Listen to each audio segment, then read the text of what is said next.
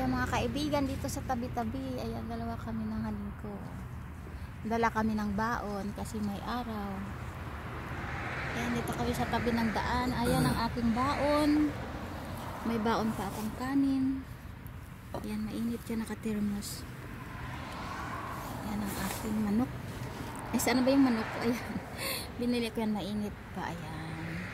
Ayan, kasi mainit na ang panahon ngayon, kaya kain naman kami dito sa tabi. Haning, oh, chicken haning, oh.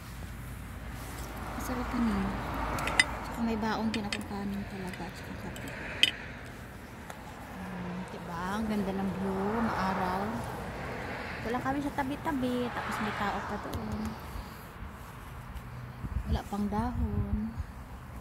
Wala pang dahon ang mga puno. Ayan, kain tayo. May baon pa akong kape. Sarap ng aming pagkain. Ay, manok. At saka may baon akong kanin. Parang na kami nag-picnic. I-post sa Facebook. Ayan, maraming salamat. Kain tayo.